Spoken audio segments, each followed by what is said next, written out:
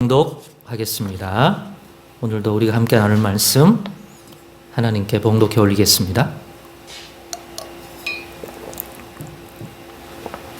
창세기 12장 1절로 3절의 말씀입니다. 창세기 12장 1절로 3절의 말씀입니다. 다 같이 봉독하겠습니다. 시작. 여호와께서 아브라함에게 이르시되 너는 너의 고향과 친척과 아버지의 집을 떠나 내가 너에게 보여줄 땅으로 가라. 내가 너로 큰 민족을 이루고 너에게 복을 주어 너의 이름을 창대하게 하리니 너는 복이 될지라. 너를 축복하는 자에게는 내가 복을 내리고 너를 저주하는 자에게는 내가 저주하리니 땅의 모든 족속이 너로 말미암아 복을 얻을 것이라 하신지라. 아멘. 오늘은 창립 기념 주일을 맞이해서 이런 복을 회복하는 교회라는 제목으로 앞으로 어떤 교회가 되고자 하는지에 대한 말씀을 여러분과 나누고자 합니다. 코로나로 인한 많은 환경적 변화, 그리고 교회에 대한 부정적 시선의 지속적인 증가 등등, 오늘의 교회가 마주한 현실적인 문제가 녹록치 않습니다. 그럼에도 여전히 교회들이 많은데 다정한 교회가 과연 이 시대에 이 지역에 필요한가, 곧 존재해야 할 이유가 무엇일지를 생각해 보지 않을 수 없었습니다. 그 이유를 찾지 못한다면 교회가 앞으로 나아가야 할 방향도 잡지 못할 것이기 때문입니다. 그것을 찾지 못한다면 문제가 생기리라고 볼 수가 있죠. 일종의 교회 자체가 방황을 하게 됨입니다. 그러면 죽지 못해 산다는 말을 하며 생기 잃은 삶을 사는 사람과 다르지 않은 교회가 될 것입니다. 그런 교회를 하나님이 기뻐하시고 또 쓰시려 하실까 질문하니 나 같아도 더 이상 쓰시지 않을 것 같았습니다. 그래서 그 문제를 해결할 답을 찾고자 기도해 왔고 나름 인내해 왔습니다. 주일 예배에서 전하고 있는 고린도전서 말씀을 하면서는 더욱 이것에 관한 예언의 말씀을 받았으면 좋겠다는 사모함도 커졌습니다. 그러는 가운데 얼마 전에 이 11동에 살던 홍유라 선생님의 가족이 용인으로 이사를 가셨습니다. 그러면서 인사를 미처 드리지 못하고 갔다면서 저에게 카톡 문자를 남기셨습니다. 그걸 보면서 또 우리 교회가 이 시대 이 지역에 있어야 할 이유를 생각하게 되었습니다. 저는 이 문자 메시지를 여러분과 나누고 싶습니다. 우리 교회가 존재해야 할 작다면 작고 크다면 클 이유를 느꼈기 때문입니다. 홍유라 선생님도 이해해 주시리라 생각합니다. 저에게 보낸 문자이면서 저희 모든 성도들에게 한 인사이기도 한 것이니까 말입니다. 거기에 이렇게 되어 있었습니다. 제가 그대로 옮기겠습니다. 다른 것도 없고 빼는 것도 없이. 목사님, 저희가 용인으로 이사를 왔어요. 인사드리고 왔어야 했는데 아버지가 일 그만두시고 나서 집을 내놓으신 지 꽤 됐는데 안 나가서 리모델링 하기로 하면서 이사 날짜를 갑자기 빨리 잡고 나서는 전부 코로나에 걸리는 바람에 제가 격리하다가 인사도 못 드리고 오게 되었습니다. 죄송해요. 항상 건강하시고 나중에 혹시 저희가 다시 부천에 돌아간다면 또 반갑게 찾아뵙겠습니다. 아버지가 사람 사귈 겸 한 달에 한 번 교회 나가볼까라는 말을 하셨어요. 좋은 교회, 좋은 사역자, 좋은 성도님들 잘 만나서 꼭 하나님도 영접하시고 예수님 믿을 수 있도록 기도 부탁드릴게요. 항상 같은 모습으로 같은 자리에 계셔 주셔서 왔다 갔다 하면서도 늘 돌아가 예배 드릴 수 있음에 감사했습니다. 네, 항상 그 자리에 교회가 있어서 같은 모습으로 감사했다는 말에 저는 감사했고 또 공감을 했습니다. 왜냐하면 홍유라 선생님의 남편 이 김영광 형제의 직업상 가지는 신앙생활 여건의 어려움을 알기 때문입니다. 저희 교회가 항상 같은 자리에 있기에 언제나 돌아가면 거기에서 예배하고 기도할 수 있다는 것이 주는 두 사람의 감사가 얼마나 진심인지 느껴졌습니다. 그것이 제게는 앞으로 교회가 어떤 모습, 어떤 방향으로 나아가야 할지에 대해서 생각할 때 잃어버리지 않아야겠다고 생각하게 만든 그 무엇이었습니다. 그러면서도 누군가에게는 그것이 성장하지 못한 모습처럼도 보인다는 사실도 부인하지 않고자 합니다. 그래서 발전을, 곧 성장을 도모하면서도 누군가에게는 항상 돌아가도 될 그런 교회로의 순수성 또는 정체성을, 지역교회로서의 정체성을 지키는 교회가 되어야겠다고 생각했습니다.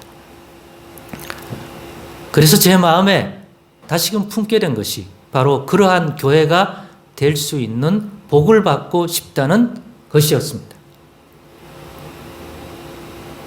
제 평생에 지금처럼 복이라는 단어를 품고 살아온 적이 없습니다. 제가 제일 듣기 싫어했던 것이 맨날 복만 달라고 하는 그런 신앙이었습니다. 이거 좀 넘겨주세요.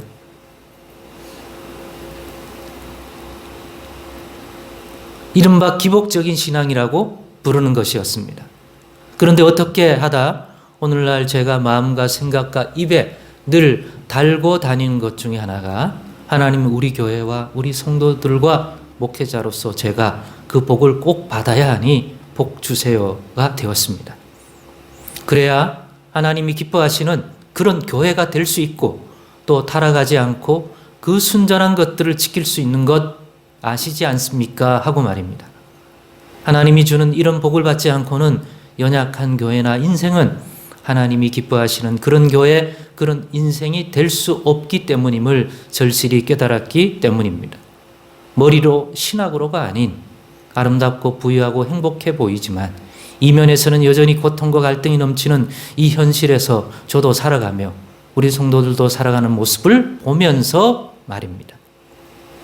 제가 명색이 담임 목사임에도 해줄 수 있는 것이 별로 없다는 것과 교회라고 하는데 정작 도움을 줄 수 있는 것도 주고 있다고 느껴지는 것도 많아 보이지 않음이 너무 안타까웠습니다.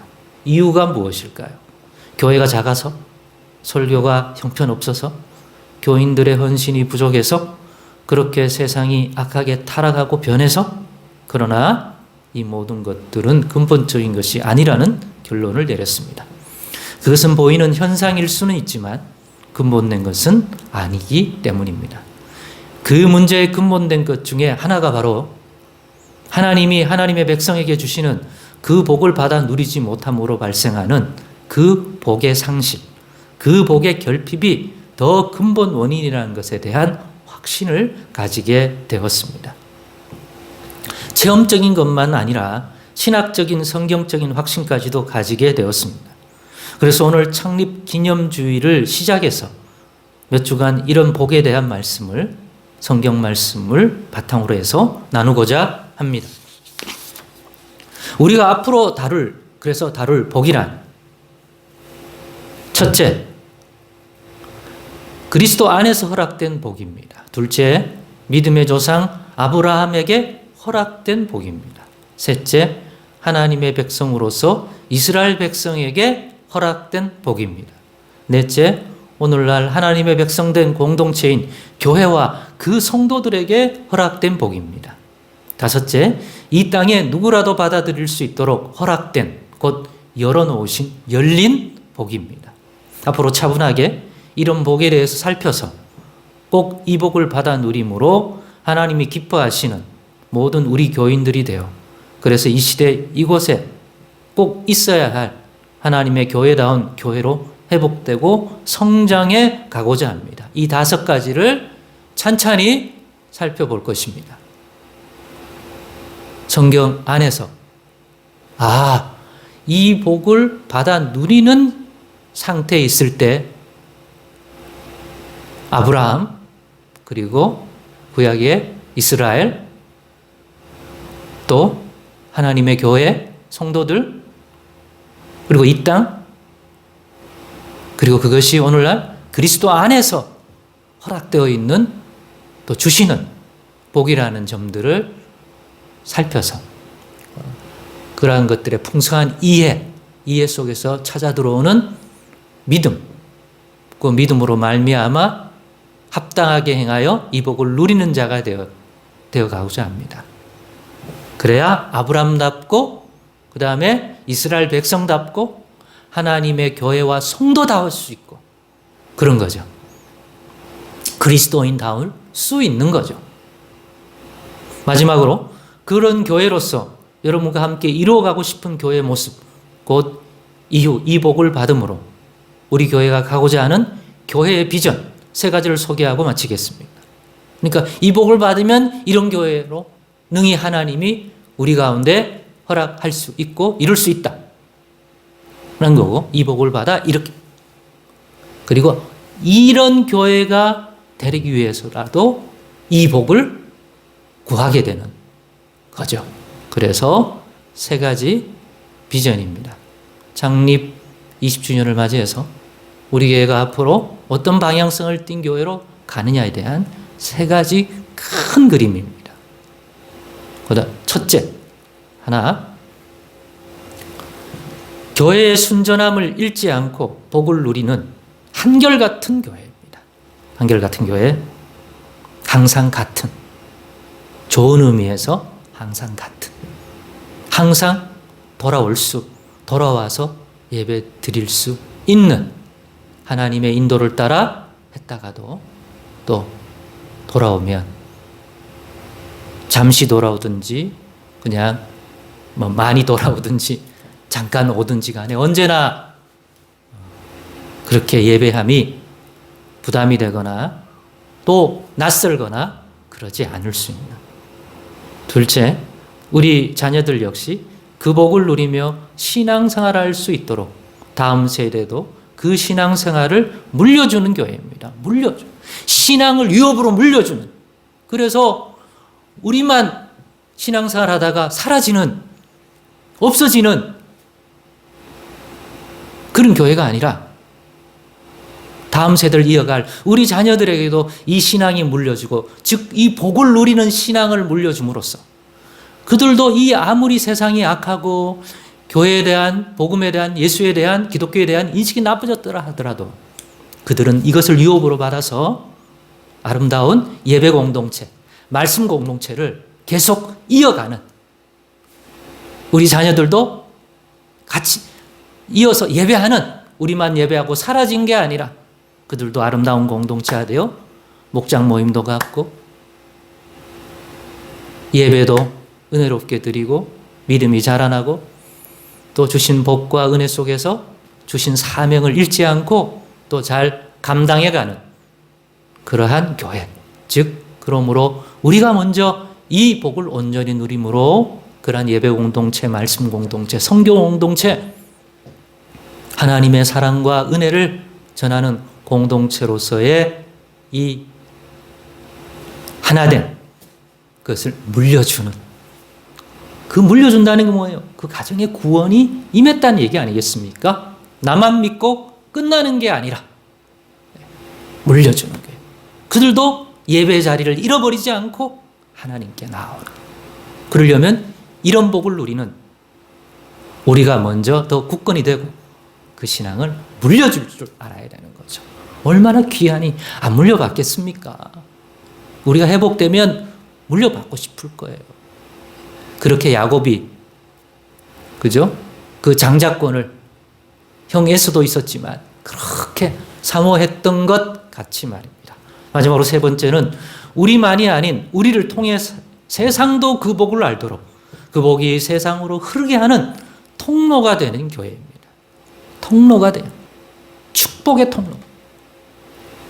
나중에 좀 구체적으로 하겠습니다만은 다음 설교 때 오늘 우리가 읽은 본문의 말씀처럼 아브라함을 인하여 아브람만 여호와 하나님의 복을 누리는 자가 아니라 아브라함과 관계하는 사람들이 아브라함에게 어떻게 하느냐에 따라서, 아브라함과 어떤 관계성을 가지냐에 따라서 그 복이 아브라함을 통해서 그 사람에게도 흘러가는 그러한 통로가 되는 교회가 되고자 합니다.